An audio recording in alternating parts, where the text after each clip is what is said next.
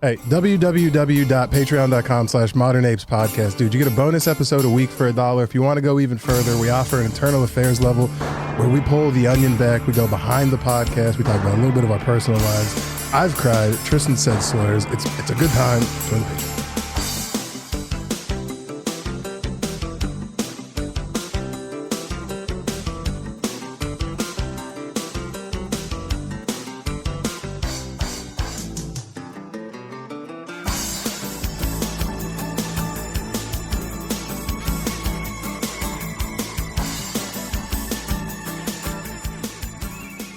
Hey, welcome back to another episode of the Modern Apes Podcast. I'm your host, Daniel bridge-gadd. We're live from the ever-glorious Stan Studios, baby. I got a haircut no one's talking about. Sitting to my right's the Vampire King, King Possum, Lord Meerkat. See how I didn't shove my haircut down your face like you did you shaving? And dreadlocks are a way bigger deal. It's Tristan Bowling. Also, it looks like your hair comes off with your hat. It's always looked like that. Yeah. It's either that or Brittany Griner for 7 years with you. Fucking run some new bits. It does. It looks like that. Hey, mushy, monkey. Mush that monkey. What's up, baby? Yeah, dude. This week we're talking spies, son. Some real dark arts of the covert ops, baby. Sometimes, I feel like day to day, everyone has little spy moments where they're sneaking around being little sneakies. Well, me personally, I was raised by, just a complete monarch. So, or what do you call a female leader? Like a queen. That's monarch, a monarchy. You nailed it. Raised by a complete monarch. So you learn how to be It's sneaky. not just a butterfly, baby. No, I thought that was just when, nobody talks about queens like that. I thought that was called something else. Once the boys got involved, it was something different. No, it's monarchy. Yeah, I grew up under a monarchy. I tell you, one time I got in trouble in 7th grade. My parents took all my clothes away except for 5 outfits. You did tell me this multiple times. Had to earn them back. You get real sneaky, though. Like on some Skyrim shit, my sneak level's 97.5. The Skyrim sneak, it does improve. It's so good, dude. I remember smoking weed when I was younger. Yeah. When I couldn't, I was fucking 13 and stuff like that, smoking weed in my backyard. My Skyrim sneak levels, I had little stashes. It was so intricate the way I stored my stuff. Nobody ever found it. Do you have any secrets your parents still don't know today that you're withholding until later? I killed my twin brother. Used to be another kid who looked like me. He was funnier. I couldn't let it happen. He didn't die. His name is James Moss. I'll find you. I don't think I did anything crazy. I smoked a cigarette in my room or took 4 puffs. That is pretty fucking And then just dumb. sprayed Febreze everywhere. Out of your mind. That is like spraying Febreze in a room full of shit. It's the most white trash story ever. My dad's buddy, Danny, left some of his fucking Camel smokes in the Camry, and I took one when no one was home. And oh my God, you're crazy. Took 2 hits in my room. And then I was got real queasy. Dude, yeah, and I was I'm going to die. My mom's going to come home and immediately smell cigarettes. They didn't. I think they were drunk, but they didn't, they didn't smell them at all. But we're talking spies. Who's like, Tina, I like to crush a camel inside every now and then. Why don't you chill out? Well, neither of my parents smoke. That's the problem. So they're walking in. Your mom totally smokes. Used to. Quit cold turkey. Really? Whenever, at least that's what she told me, probably fucking stealing valor. Quit cold turkey the second that she found out. I bet she's sneeching them. I bet she sneezed. That's her spy thing. She did it. No one quits full turkey or cold turkey. If I was a smoker and I found out I was pregnant, I'd be like, all right, well, I hit a cigarette this morning and I found out I was pregnant this afternoon. One more tonight. This evening is not nuts. It's not going to kill anything. That's what we'd do before drug tests in college. We'd have they'd announce when they were happening, and we'd have one big last smokers Olympics. Yeah. Where we're rolling bats and passing around shit. Everyone getting real fucked up. Yeah, and then no one smokes for the foreseeable future. She also quit. What's cigarettes when you quit black tar heroin, huh? Where's my camera? Yeah. Your mom quit H? Yeah, she quit black tar heroin because she had a heart attack at 15. Black tar heroin to black penis. From that usually is the transition. That's the natural order of things. Those go hand in hand. Yeah, you can't, once you go black, you can't go back, but you can get slightly lighter. For the tar or the man. Yeah, you can get a little lighter. Actually, she did go black and went completely the other way. Just a cowboy white guy. Yeah. But it's still in there. We're talking spies, though. Fucking people who can sneak around, and they do it professionally. I found the coolest fucking guy. I found the coolest fucking guy. They made a movie about my guy, and I'm gonna go through. They should make a movie about my guy. I'm gonna go. Yeah, well, my dad could beat up your dad, so my dad will beat up your dad. You find your dad, and I'll bring. I was gonna say, well, do you know where my dad? Yeah. Are you my dad? Your dad shows up to fight my dad. You're like, you just run after him. He gets slept. Get off me, boy. He gets slept. I refuse to talk to him after. It's The Rock. No, but I wish. Tell me if I had a real Karl Malone story. Yeah. Karl Malone got a lady pregnant. That dude played in the NFL. At 13. Sometimes genes just really power through. I know. You can't be. That's athletic cum. All right. Going into a 13-year-old. During the story of this, tell me if you can figure out what movie this is. while we're going, and I'll say it at the very end. So the dude who I'm doing, his name's Titanic. Correct. Yeah. Rose was a spy for the Soviets. The Iron Giant. Yeah. He easily could have been a spy, or the kid working for him. How the fuck did you tame a giant? Anyway. How do you tame a dragon? A bigger dragon? Yeah. So my dude's name is Frederick Mayer. Mayer. Fred Meyer. But he's German. Didn't put that together. Is he related to Seth Meyers? No, but Fred Meyers is like a chain of grocery stores on the West Coast. Oh, really? Yeah, Fred Meyers. Started by him? No, just put that together, though. All the food is spy food. Yeah, this dude is See this baked potato? It's ticking. Run. All right. All right, here we go. So he was a German-born Jew who became a spy as an OSS agent. OSS stood for, I don't know, secret something or other, but it was like, it superseded the CIA. It was before the CIA, because the CIA got created after World War II.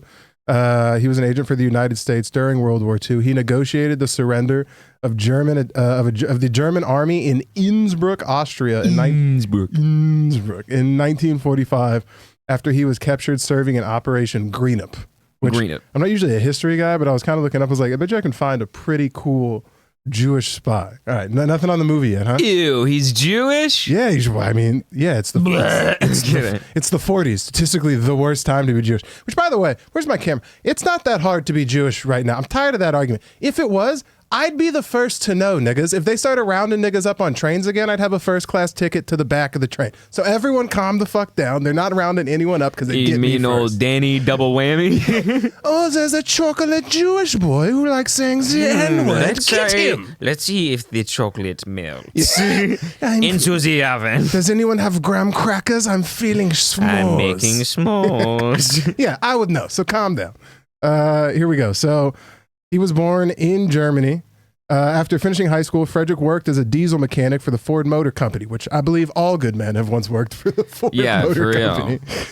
He that's lived God's place, dude. Yeah, I mean that's it goes heaven's the top door, and then right below that Ford Motor Company. If I get up to heaven and fucking God's driving a Chevy, I'm driving a Ram. I'm gonna be pissed. Yeah, how you're fucking going? If he doesn't scoop me up from the gates, that shit GNC. If he scoops me up from the gates in anything less than an F-250, I'm hot. I'm like, you can't even get a lift kit on this? I want him pulling up in one of those ISIS trucks, like a 03 Toyota with a mounted 50 cal in the back. You're telling me this is heaven, everything the way I want it, and those are stock rims? I don't believe it. I'm in hell. Oh no, it's a law. I prayed wrong. He was a diesel mechanic for the Ford Motor Company. He lived by a practical motto: do your best at everything every day, control what you can, and what you can't, don't worry about. I heard that in football a bunch. Really? Along with like proper preparation prevents poor performance. I can say that in my fucking sleep. Drunk. Yeah, the 5 P's, dog. Okay. I'll show you 2 P's. I'll show you a lowercase one. Yeah. I'll give you a lowercase one. So that was a motto he worked by, a real hardworking guy. After the Nazis came to power in 1933, anti-Semitism became an official policy of the German government. Meyer's father hoped that his distinguished military record would protect his family. So his dad was served in the German military before their sole mission was get them. Wait, yeah. So it was World War I German military. His dad served in the World War I German military. Okay, cool. Because they were initially. So did Hitler. Well, yeah, but they weren't. Their motive wasn't Jews yet. And then they got fucking dog wash, GG's, nigga, 30 kills to nothing. And then they were like, we should pick probably one common enemy. Yeah, I'm pissed off at the corner store guys. Anyone else? Yeah, I fucking hate that guy. Yeah, they picked. Let's get that guy. They picked one guy. Which I mean, if you're gonna pick one, it's like pick the slow moving one with asthma. That's what I would do. Also, if I was trying to pick one person to just take out, it's either that or we can try Africa again. I mean, also if you're just being like, fuck, man. I feel bad. They're just being like, oh, you feel bad. You should, my arthritis. Just be like, dude. There's a new bagel place that opened up on the corner. They're cleaning me. He's too expensive. He's the guy who invented the poppy seed bagels. Like, I don't understand. No one's buying it. Yeah. So the Nazis came to power in 1933. Anti-Semitism became the official policy of the German government. So his dad hoped that, because his dad is, me and Angie went back and forth on this. The mom's Jewish. The son's Jewish. Yeah. The dad doesn't have to be Jewish in order for the son to be Jewish, but The mom has to be Jewish. But my argument was back in the day, no one's fucking mixing. This is like 1930 something Germany. They're marrying Jews. So he had to be Jewish. Yeah. So he hoped that his time, which Andrew didn't fucking believe. He just thought that he bagged it. He goes, dude, his mom's Jewish pussy had to be crazy for him to just stick around. Like they're starting to knock on doors. He's like, shite. Yeah. We have to get you out of here. Yeah. So apparently her pussy was like that. I have to do you over the counter. Well, her pussy had to be good because instead of just giving up his Jewish family like a lot of these dudes were doing when they had to get converted to Nazis, in 1938, 1 year before the war broke out, these fools dipped. It says that Frederick Mayer, when he got to America... water was getting hot. Yeah, water got hot. Yeah. Frederick Mayer worked 20 different jobs when he got to New York City. Which is pretty sick. One of his bosses made an anti-Semitic mark. Might knocked him out and quit on the spot. And then it says like he's done in Germany previously. The quitting was kind of... You didn't have to. You know how cool that is? You're just knocking your boss out. Knocking you out. See you on Monday. Like, there's no one who's done that. No, quits right after. And then it says, in December 1941, following the Japanese attack on Pearl Harbor, Meyer enlisted in the United States Army. Gangster. During a training exercise in the good old state of Arizona, he crossed an enemy line. So they're playing capture the flag. He crossed an enemy line and captured several officers, including a brigadier, however you say that. Brigadier. Yeah. And the general was like, you can't do that. You're breaking the rules. You know what my boy said? Why? War's not fair. The rules to win. And the general went, yeah, I guess I'm dead then. I fucking surrender. And they just changed the game. Well, I think you won because you managed, he wasn't even playing, but you killed the president. Yeah. It says the general raised his hand in the air and admitted defeat. And then it said, Meyer was trained in demolition, infiltration, raiding, sniping, and hand-to-hand combat. His knowledge of several European languages included German, French, and Spanish. Made him a good candidate for the OSS. You spoke all those like fluently? Fluently. Fuck. Bro, Americans suck by nature. We only speak one language because that's all we really do. But like other countries, they get around. Yeah, because like their language is easy. American is, if you ask anyone, like learning English is incredibly hard with like the tenses and like shit like that and like putting in sentences and shit. It's like one of the hardest languages. It's because we don't have to. Imagine if they almost do, but imagine if California and Arizona spoke different languages and you kind of had to pretty much do. Yeah, you fucking no, you had to know one to like talk to the other, which you kind of do. Yeah. So anyway, this dude joins the OSS. He was a wartime persecutor to the Department of States. I think and that Bureau- stands for Operations of Secret Service. Yeah, basically he got in early on the CIA. Meyer's group of 30 men included 4 other European Jewish refugees: George Gerbner, fucking from Hungary; Alfred Rosenthal from Germany; Bernd something or other, also from Germany. And this dude's important. His name's Hans. What do you think the smoked fish budget at the OSS was? Hey, I have one concern. It's been overarching in my... What's the gefilte Well, we fish can't budget? stop the Nazis. It's Shabbat. We can't fight until Saturday when the sun goes down. Yeah. Can you open my door? Yeah. And so the other dude in his group, he's a radio communicator. His name's Hans Weinberg, spelled Wijnberg. My family's name is Weinberg, but it's spelled, instead of a J, it's spelled with an EI. I bet you they came over and changed it because they didn't want it to sound so... Isn't this, he's already in the United States, right? Yeah. So he didn't change it from Weinberg to a different spelling of Weinberg. That makes no sense. He didn't, but no, you haven't heard stories like that when people come over with like super ethnic names and they try and Americanize them? Like but it's usually like Stevenson, not the same name, but like different spellings. Look, man, we're fucking... That's an insane thing to try and claim. Hey, let me live my dream, all right? You know, in Italy, my name is Tristan Bowling, but here in England, in America, it's Tristan Bowling. But it's 2 L's instead of a W. I would like to believe they came over and did some cool shit. Let me have this, because Weinberg plays a huge part. So here's Hans Weinberg's little story. He was born in November 28, 1922 in Amsterdam. Hans' father sent Weinberg and his twin brother to live in the United States. We used to be a proper country, by the way. People used to say, send your son United States 2-3 years and forget. Now we're sending him to Dagestan, the armpit of Russia. Have you not seen that? Oh, yeah, no. I mean, you're sending them to Dagestan to become trained killers. Send them to Dagestan, 2-3 years. I would have to be pretty mad at my kid. Just some like laptop, this iPad kid just screaming about nothing. I'm like, bro, you're going to Dagestan. He's bragging. He's like, Dad, I started to get a little bit of a mustache. Don't even worry. They're going to shave that right off over there. Better start growing a beard. Mustaches. Yeah. They hate mustaches. So that was Let me scroll back up. I lost it. Okay, so that was Hans, right? He got sent to America. The boys stayed with their father's business partner. Weird.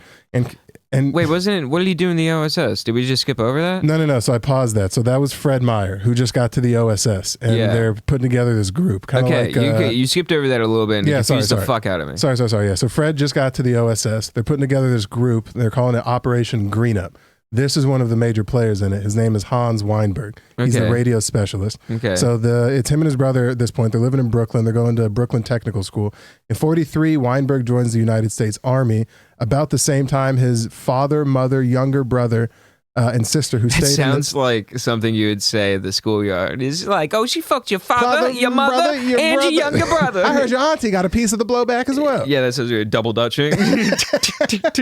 No, but basically, this dude's whole family gets rounded up in the Netherlands by the SS and gets sent to the granddaddy of them all, Auschwitz concentration camp. Damn. He went D1? He went D1 in concentration camp. Fuck, dude. Let me tell you, not too many happy guys over there. Yeah, so, not a lot of postcards. Yeah.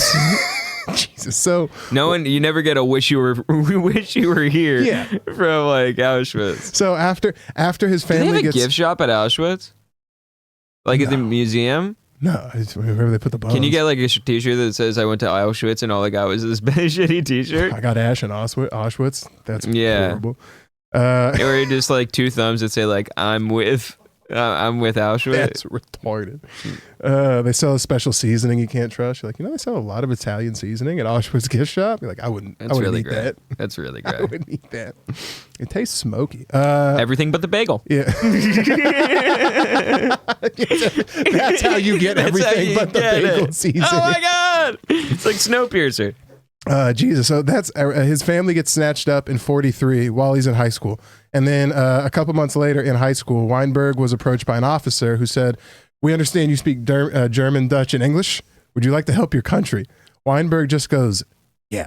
He's like, "Yeah, where the fuck do I sign up?" It sounds like this is some like Fast and the Furious. He's in like the garage like, yeah. And you just hear his footsteps. He looks over his shoulder. He's like, "About damn time." Yeah, well, it's literally Tony Stark at the end of the Hulk cutaway scene where he's like, "I'm putting together a team." That's basically what happens. Like, they're getting all these Nick fools. Fury. Yeah, so this is Operation Greenup. It's called Operation Greenup, by far the most successful of the OSS operations mounted from Bari, which is the capital of some European country. I don't think I've seen the movie that this is based off. Oh, yeah. Have I? Oh, yeah. The operation included 3 men, Meyer, Weinberg, and Franz Weber, a former Austrian war merchant officer. They all have weird names. The task was to scout the heavily fortified area. Wait, is this Inglorious Bastards? You're getting there. The scout was, this is the real Inglorious Bastards. Really? Yeah, their task was to scout the heavily fortified area of Austria's Alpine redoubt. Andrew got it at that point too. He goes, they use Brad Pitt for this? I go, they did use Brad Pitt for this. And it's about killing Nazis. Killing Nazis. It was. Mine is also about Nazis. Yeah, so. It's the best time. It's the best time for spies. It's the best time for spies. Well, because I was looking it up, and it was kind of hard to find Jewish spies, which Andrew pointed out. It means they're probably good at if you can find a lot about the spies, they're bad spies. Yeah. There's just page after page of these guys. I had to work for these motherfuckers. Yeah. Okay, so it's Inglorious Bastards, right? It was decided that the men should be parachuted near Innsbruck, but all flat areas were occupied by the military. Meyer recalled a small lake between 2 peaks that was frozen in February. Gangster. It was an easy place to fly, especially in the winter conditions, but finally... Oh, did they have to take like the little fucking lander boats? They did. But finally, a pilot named John Billings volunteered, which, by the way, is just the most badass white boy American name. I just imagine him just sitting on top of a plane like, hell, I'll do it. And this is before I realized it was a movie, because he has a line straight out of a movie. He goes, "If they're crazy enough to jump down there, I'll be crazy enough to take them there," which is awesome. He's like, "Yo, if these boys are about to die, fuck it, sign me up. Yeah, let's roll." So this guy, they're going on this pretty much suicide mission because on February 26, 1945, the men jumped into complete darkness. They just jumped out of an airplane. Can't see shit. Fucking Billings has to have the lights off because they're in, the middle of enemy territory. Yeah, it's bad. They could get shot down at any second. They found themselves at the ridge of a glacier at 10,000 feet elevation. They found all but one of the containers that was dropped with them because they fell out with like storage containers. Fortunately, the only container they were missing contained the skis. They got everything else, but now they're on the side of a mountain with no goddamn skis. So they had to walk, snow feet. They had to walk down all 10,000 feet in waist deep snow.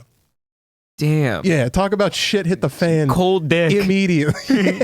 Cold dick all the way down. Yeah, they're like, maybe we'll get a nice hike in before shit goes south. I'd be pissing my pants the entire way down trying to warm up my legs. Get frozen. You're underneath snow. Yeah. So eventually they reached Weber's family because he had a family. That would have been a fun time down. Dude, it's... That would be the one kind of whimsy fun time. Yeah. You're like, oh, I'm pizza. Oh, okay, I'm good. Oh, dude, imagine finding the first 3. What do you mean? The first 3 containers. Oh, you're like, dude, this shit is a breeze. All the ammo I could ever carry are rations. Skis. And it's like looking up in a tree. It's at the very top of a palm tree. It's up there, isn't it? Yeah, so eventually they reached Weber's family, who the third guy in the mission had family where they were going to jump, who was chill with harboring them. Yeah. With their help, Meyer posed as a German army officer, which is, I mean, part of the scene from Inglorious. But it's crazy that this is all based. I thought that was bullshit, or like a lot of it was made up. He actually stayed in the officers' barracks in Innsbruck for several months, just like the movie. The information he collected was promptly radioed back to Weinberg. Weinberg is the radio man. He's important. After 3 months, Mayer decided to pose as a French electrician who supposedly was fleeing from the advancing Soviet forces. This dude's switching a bunch of dialects. Yeah. Now, at this point, I was like, this guy is awesome. There's no way he's so good at his job. Wonder how this shit ends. The next page is immediately just arrest and torture. So, they got him. Nigga gets caught and clapped immediately. He gets arrested by a black market racketeer. Can never trust a racketeer. Not a racketeer. Who got captured by the Gestapo, and he gives this nigga up immediately. He says, "Oh yeah, well, because he gets tortured, and he says that I got this high-ranking American spy, and he's over here, yada yada." So he's in a dark room. They take Meyer. They finally capture him. It says the Gestapo officers slapped and punched the spy in the face.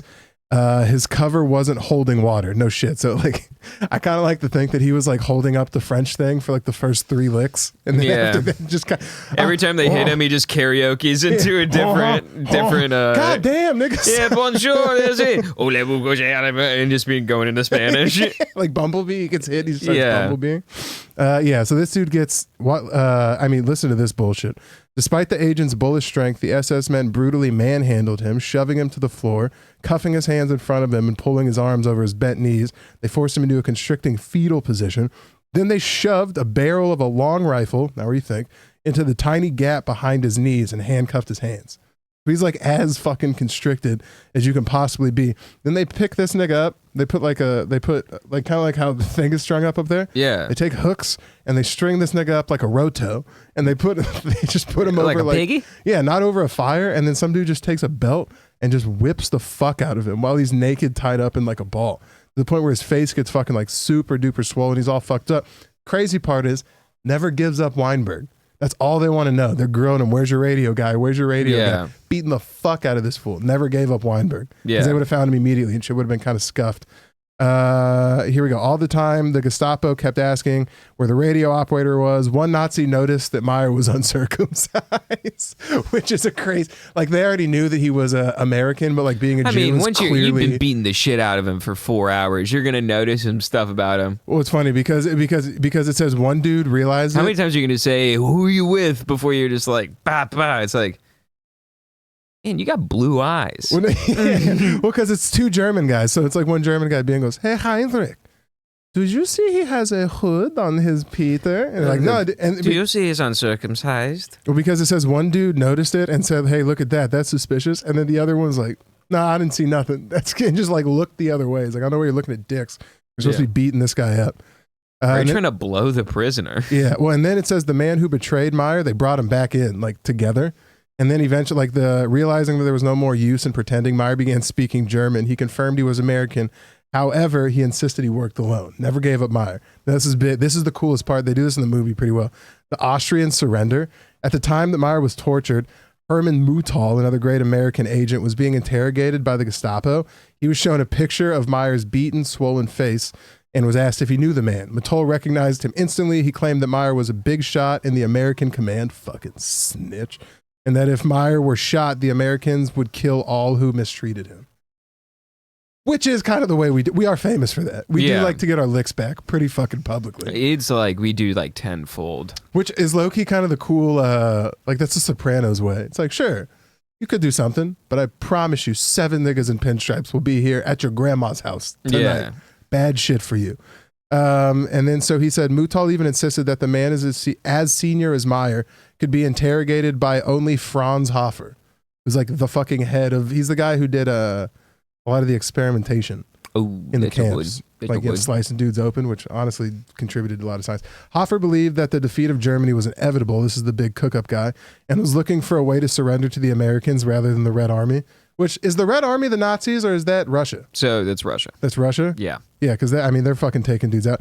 He ordered the Gestapo to bring Meyer to him. Meyer was introduced to Hofer's wife and the German ambassador to Benito Mussolini's government, Rudolf Rahn. Mussolini. They ate dinner and talked. So now that he basically flexed who he was, these niggas are like, oh shit, we captured a general? We can't capture a general? Yeah. That's against common courtesy of law. And so they ate dinner, talked, and Meyer initially believed that it was just another way for them to like get information out of him. He eventually realized that they were actually just trying to negotiate surrender. So this is the chillest part. Where is it at?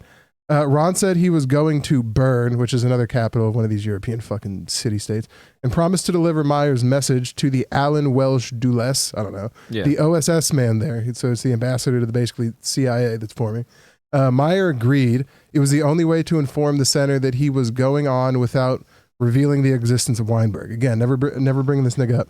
On May 3rd, 1945, the American 103rd Infantry Division of the 7th Army was ordered to take Innsbruck.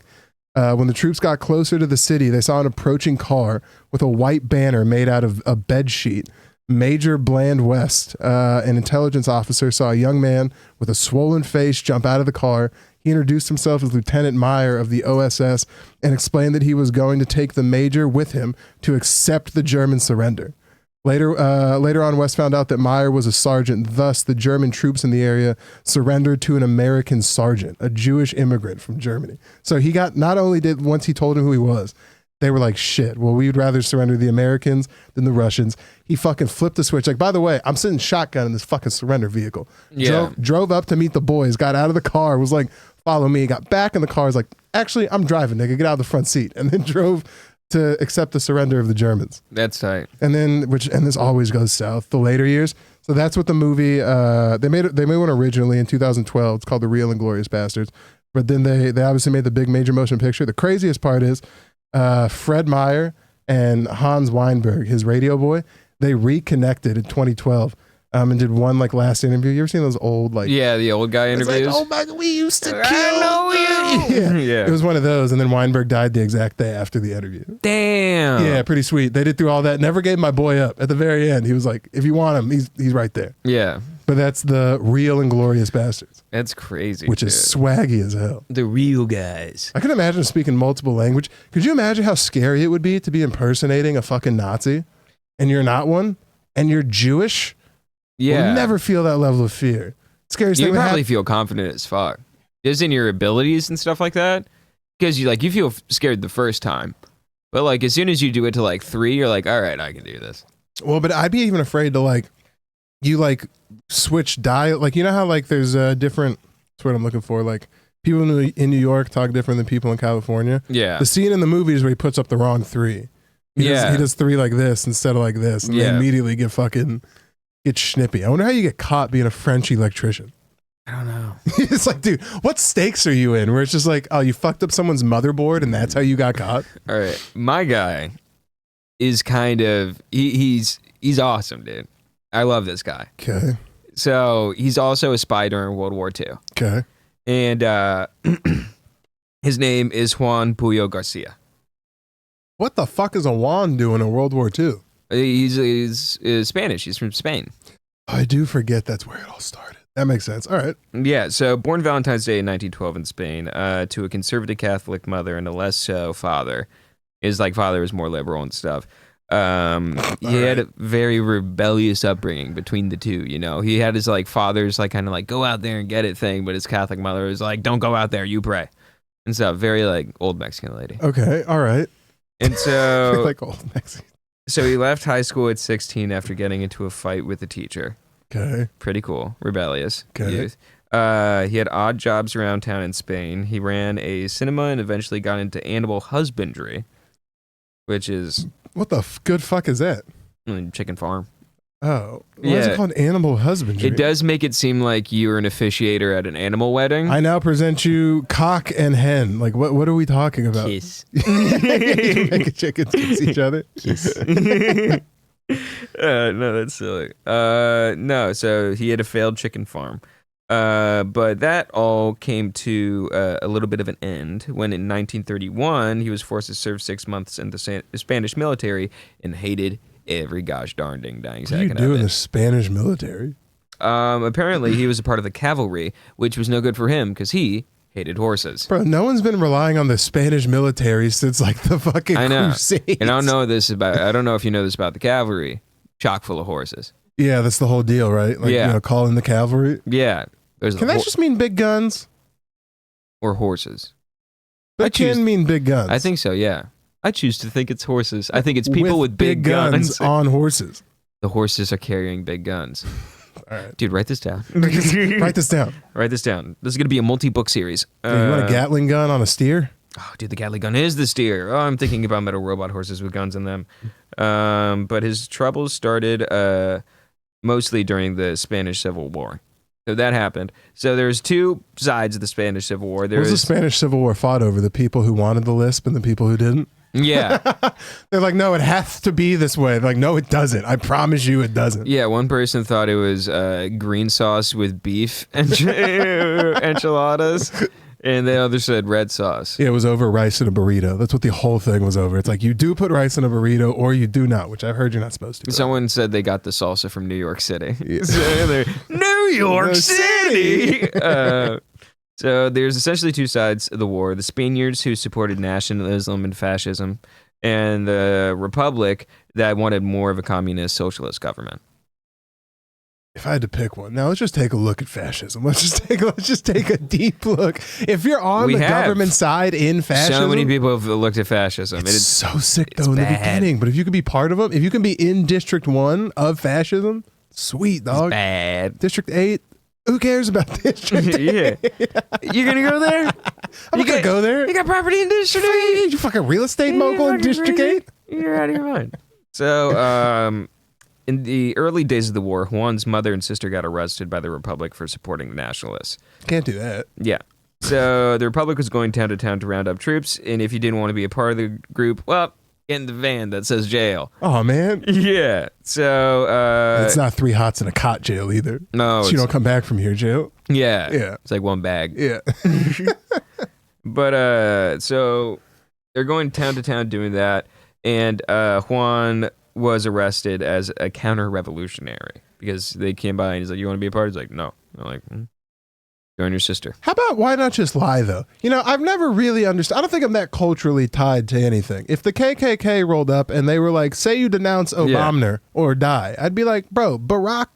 Ooh, we couldn't even find that nigga's birth certificate. If the answer's death, I'll say whatever. That's crazy. No, like when they went to ask Juan who he wanted to join, he said, "You guys just arrested my family. Kick rocks." And so, yeah, they bagged him up. And so while he was arrested, he broke out of prison like a week later. Like there was a revolution going on inside of the prison. There's just everywhere revolutions. Yeah, is anywhere chill? I feel like it's just because saying "Viva la Revolution" just sounds good. Viva la fuck. Your tongue is living La Vida Loca right now, God dude. damn. All right. So from here, he was given a fake ID after he broke out that was older than his actual age to avoid being drafted again. Okay. So after jail, he went back home and found out that his house had been claimed by the Republic, and all of his stuff was now their stuff.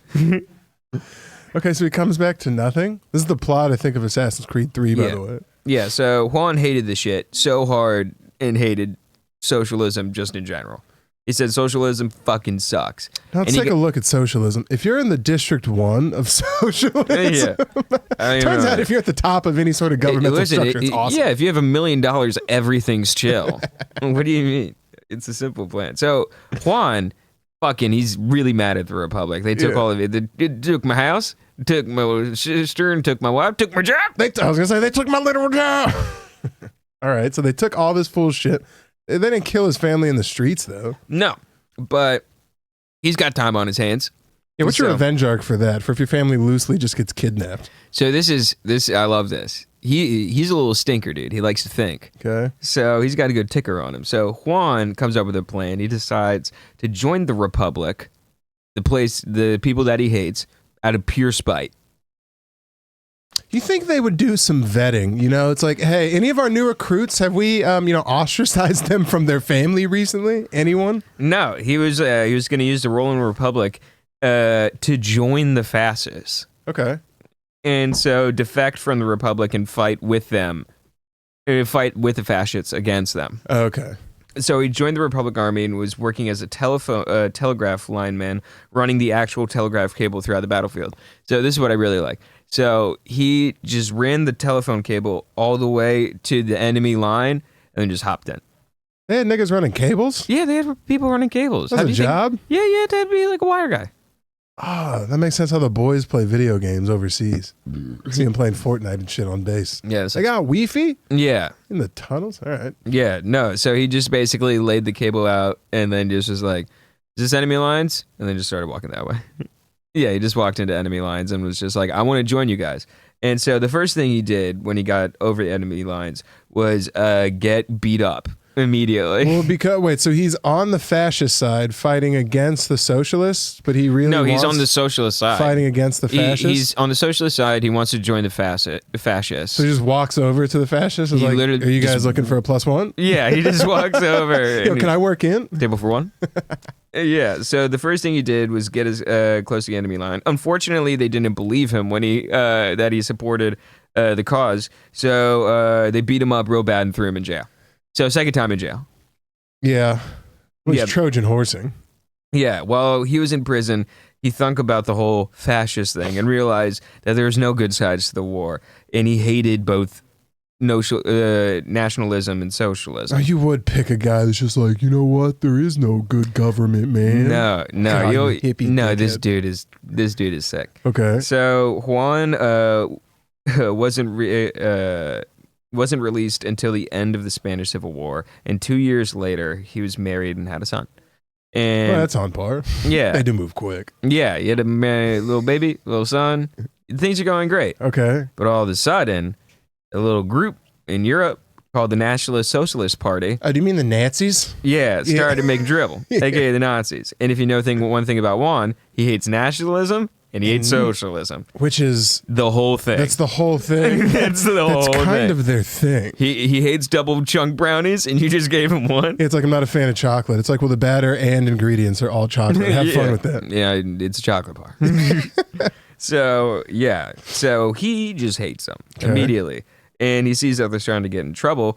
So, for no other reason than hating them alone, Bastards. He wants to become a spy. Which, as someone who is a spiteful motherfucker myself, who spends the majority of the day, here's a fun question I'll ask the room.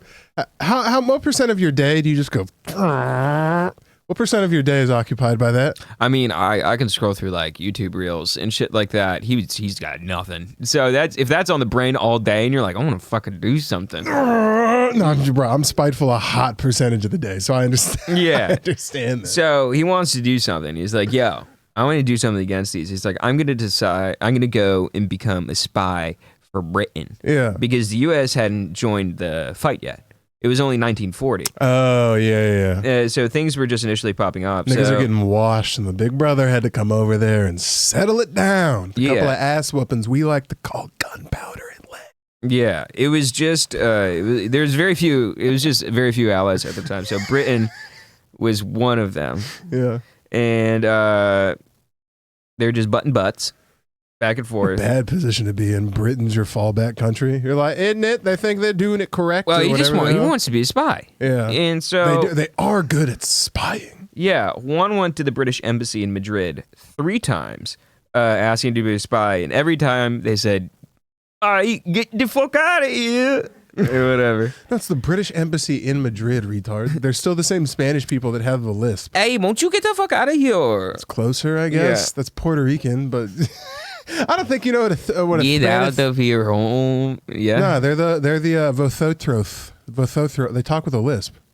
It's Spain. I don't know. I've never been to Spain. I think by those impressions I just did, you can tell I've never been to Spain. I don't think you could spell Spain if I'm being honest. It's Pain with an S.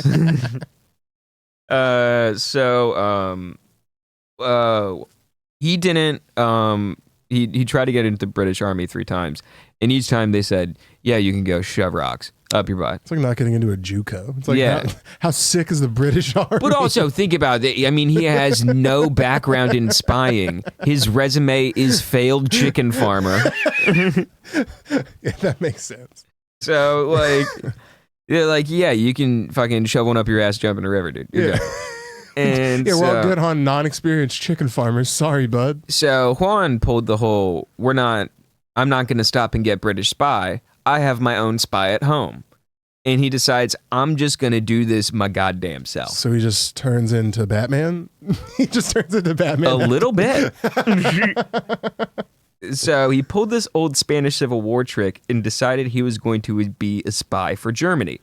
All the while being a non-official spy for Britain. Hey, can you just walk into any country and just be You can just send a letter to a guy, apparently. Yeah, to whom it may concern, I'm a spy now. Sincerely. Literally. So he made up a whole backstory that he was a pro-Nazi politician in Spain who was about to go to London on a diplomatic mission. Okay, all right. Yeah, and to prove this, he went to the register place in Lisbon, said that he worked for the embassy back, the German embassy back in Madrid. They didn't fact check it, took his word for it, and gave him a diplomatic passport that said that he sent to the Nazis. It was like, see, I told you everything is true.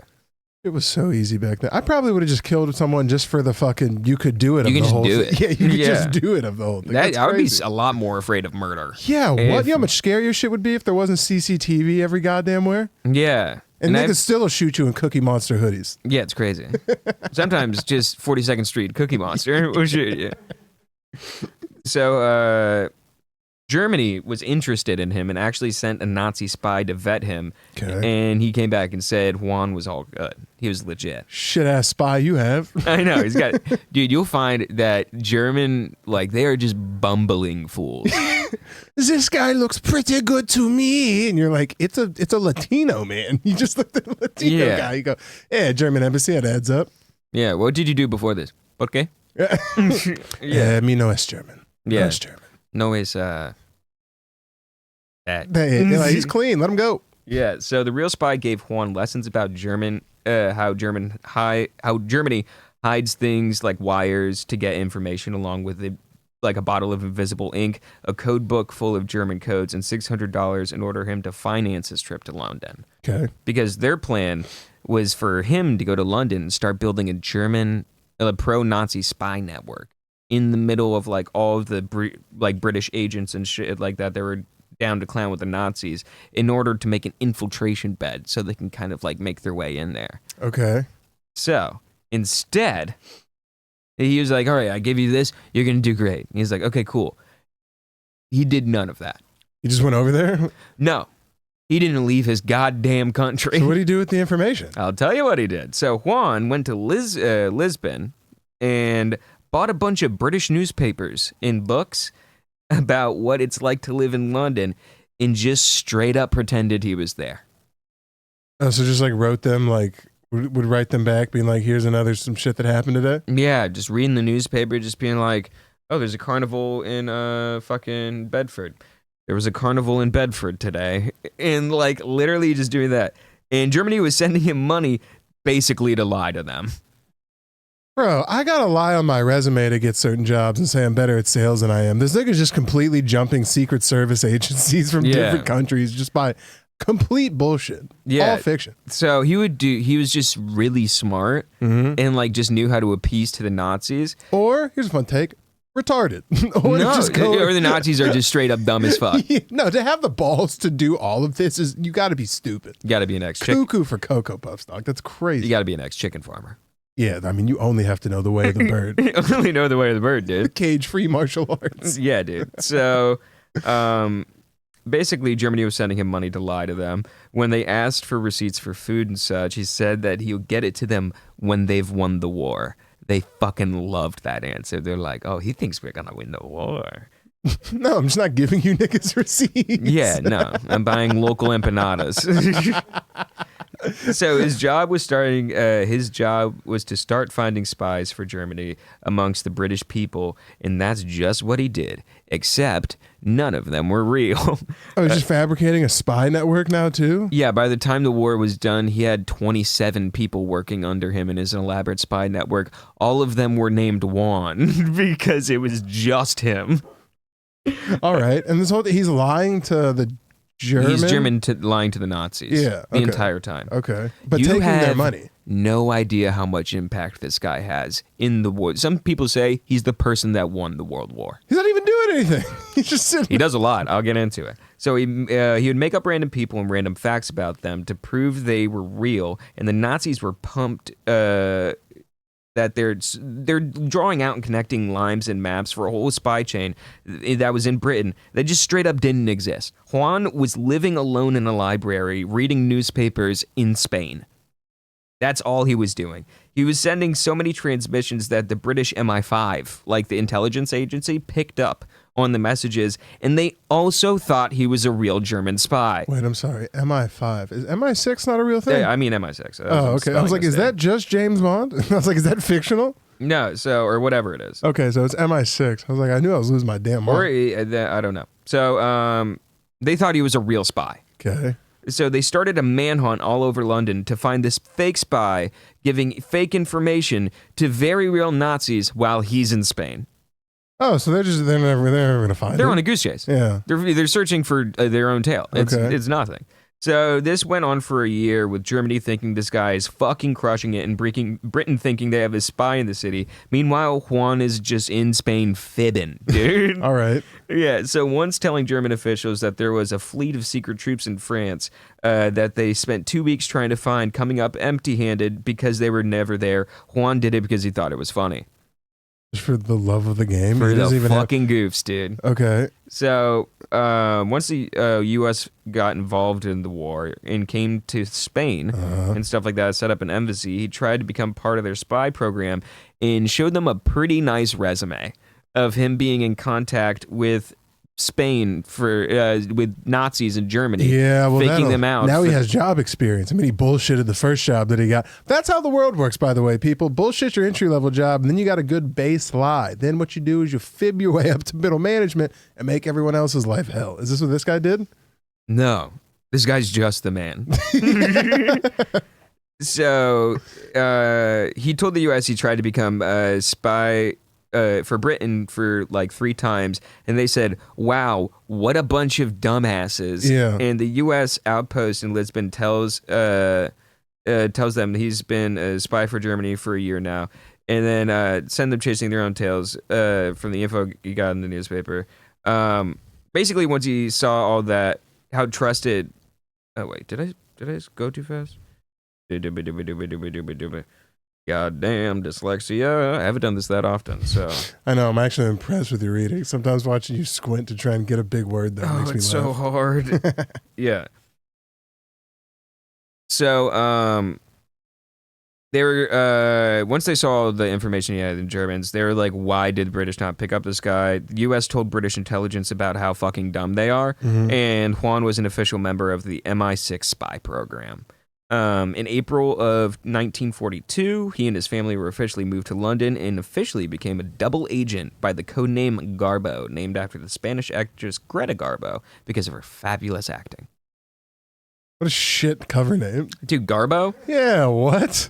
You could have been like Falcon or the Black Macaw or something, and this nigga's just like You just got 2 birds? That's all you came up with? First of all, if I got referred to as come in Black Macaw, I would like Liquid Night. Liquid Night? I got one. No, that's Black Macaw's way better. Liquid Night. You sound like the shitty spoof superhero on an Avengers squad. Oh, dude, Liquid Night is so cool. I have this outfit. I wear it during sex. You have a Liquid Night outfit? Yes. Is this a real super character? No, it's not. Oh. I was lying.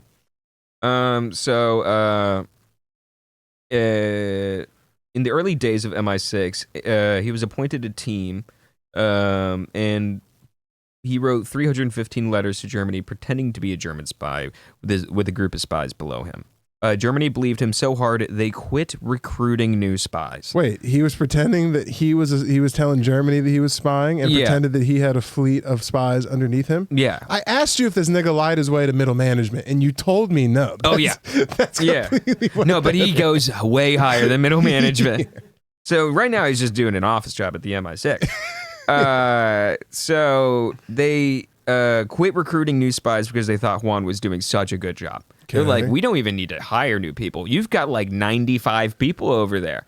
And he's like, yes. Yes, I do. Yeah. So the way he managed to stay low and never get detected was he either gave fake info, unimportant info, or extremely important info that was days late.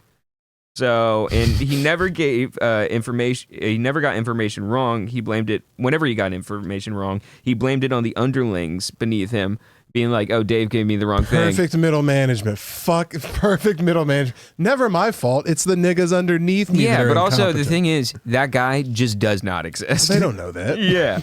So an example of this was before Operation Torch that happened in Africa, which was an operation that was a fleet of warships that went and attacked the coastline of Africa, a British fleet of warships, fighting the Germans and stuff. So Juan wrote a letter to Germany saying... In Africa? Yeah. What were we doing? They're everywhere now. I don't understand. We should be so much more powerful as a nation than we are today. We're ginormous. Get it together. Juan wrote a letter to Germany saying that he witnessed a group of warships painted in the Mediterranean camouflage leave the port in Britain and dated the letter a few days before the battle begun. They purposely held the letter for a week, and then when they sent it, the Germans got real info FOMO. Yeah. Yeah, so to which they responded, "We're sorry, it arrived too late, but your last reports were magnificent."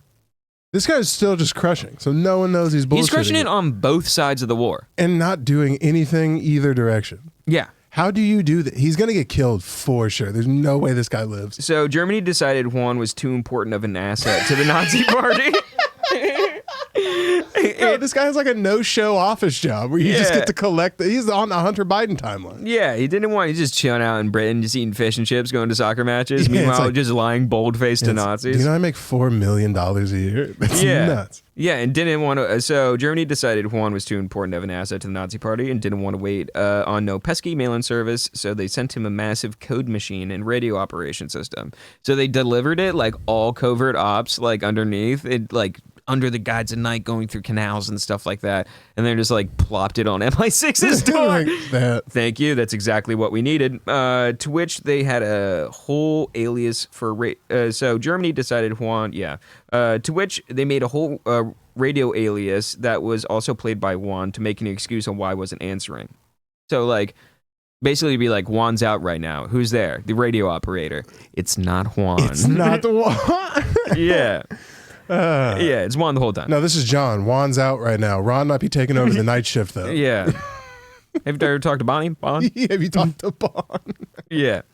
So now they can't rely on late letters. It was all immediate communication, which was kind of hard. That's no good, because they got to stay up 24 hours a day. Yeah, so they started lying on why agents couldn't get info to the Germany about battles that happened.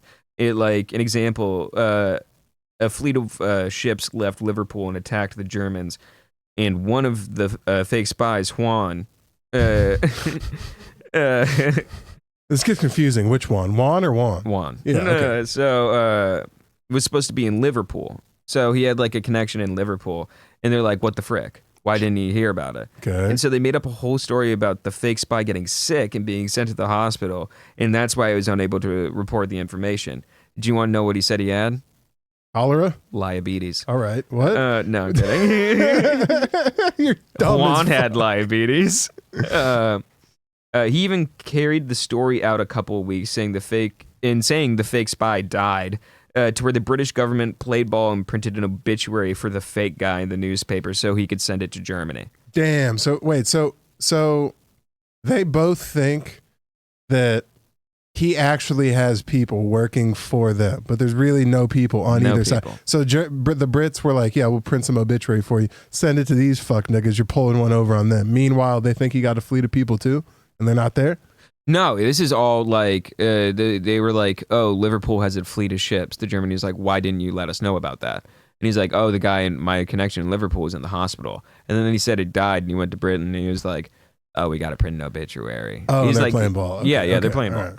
So Germany was so sad to hear about their soldier lost by getting killed that they sent not only condolences, but a lot of money for his suspected widow, who was also not real baby. No one ever dropped by this nigga's house. You know what I'm saying? Like, no fucking Germany never sent anyone. They're big on sending unwanted Nazis places. They never sent a couple of Nazis to this guy's doorstep to be like, knock, knock. Is anyone home? Yeah. Wand 1 through 7. Yeah, so no, he didn't. This is also at this time, Germany sent him the newest Enigma machine and all the newest codes that they have so they could have direct line of like secret connection. They're delivering it to the British intelligence agency. What the fuck is an Enigma machine? Because it's a code. It's like a code machine used with like how German could like, and they're like, this is the newest one. Here's the code book. Learn all these codes. They're top secret. So now Michael Jackson changed color. An Enigma machine. Yeah. Yes. Patent. Yeah. So basically, let's poop over to 1944. What? So Germany told Juan that they were worried that the Allies were going to take over Europe. And they were. It was called Operation Overlord, which part of that was D-Day. Sir, I have a hunch there's going to be a lot of white 19-year-olds with flat tops coming here with a vengeance. I can feel it in my soul. Yeah, between January and June 6, fucking Juan sent 500 messages to German intelligence, sometimes 20 a day. All lies. All lies. The Allies had planned that they were eventually stepped foot on the beach. The best way to do it was for the Nazis to not realize that they're going to Omaha Beach. They said that they're going to the Strait of Dover. So he was just being like, oh, the Allied forces are building on the Strait of Dover and stuff like that, but they're really going to Omaha Beach. And to keep some credibility with the Germans, he fed them real information while shoveling them bullshit.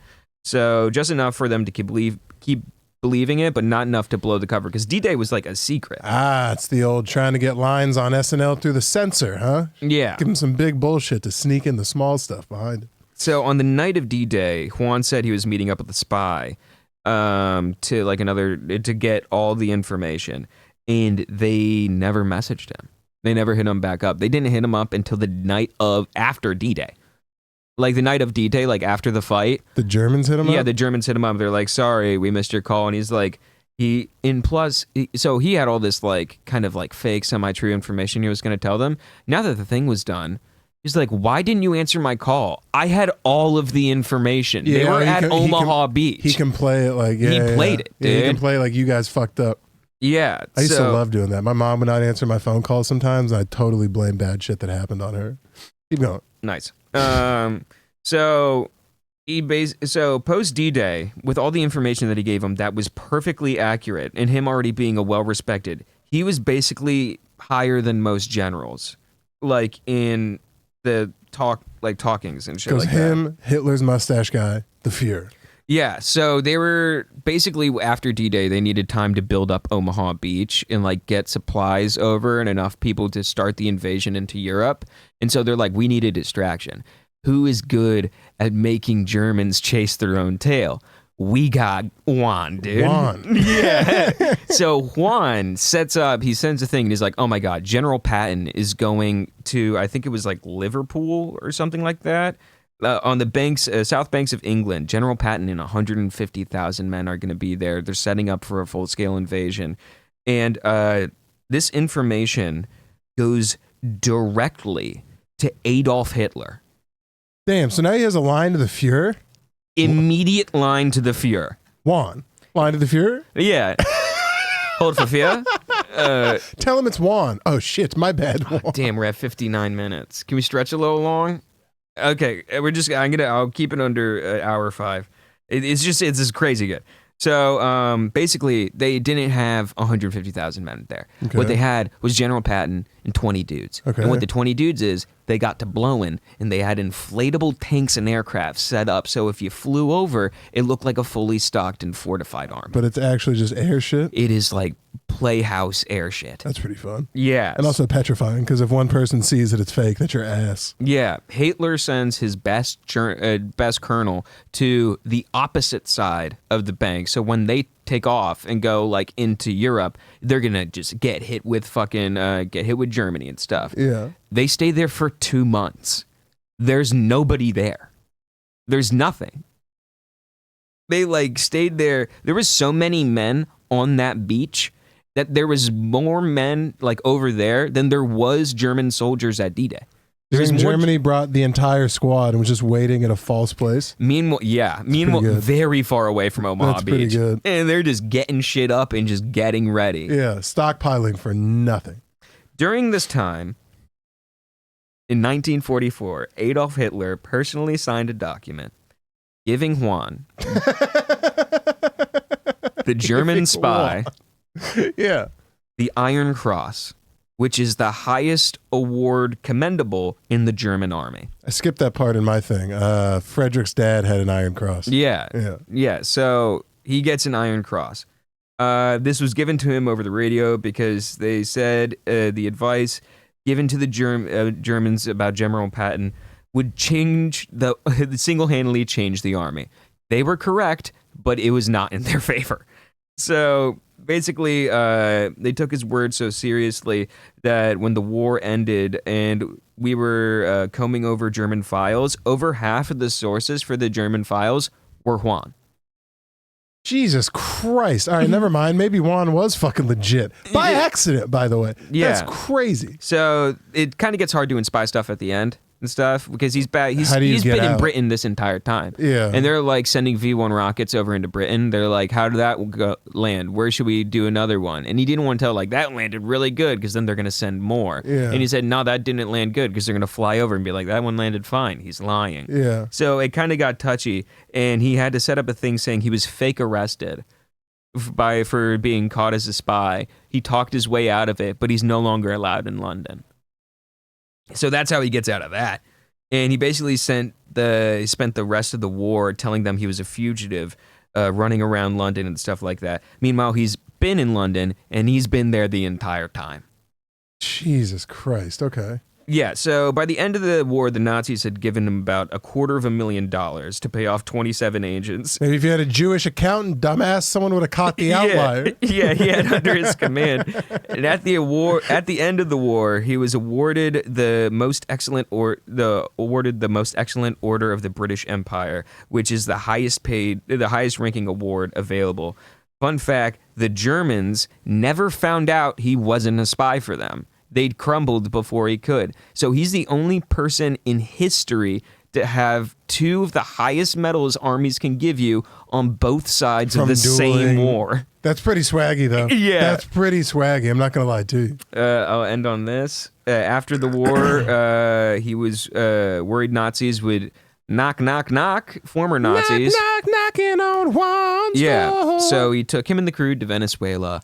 And he opened a bookstore. Murder-suicide. Oh, okay. Opened a bookstore and a gift shop, and he died peacefully in 1988 with his family around him of natural causes. And that lets you know, ladies and gentlemen, no matter how much cool shit you do. Garbo, dude. Garbo. Yeah. I'll give you that. No matter how much cool shit you do, though, it always just it ends up life being a Corona commercial where you're just sitting next to a palm tree and nobody knows, which I guess is what you want as a spy. Hey, but that's all we got for today. Look, tell a friend about the cast. Join the Patreon. If you have a specific topic you want us to talk about, drop a comment on the YouTube. And we'll see you guys next week. Knock, knock, knocking on Juan's door. Have you seen the compilation of him just deep frying his vocal cords over the years? Oh, Axl Rose? Yeah. Because you can't sing.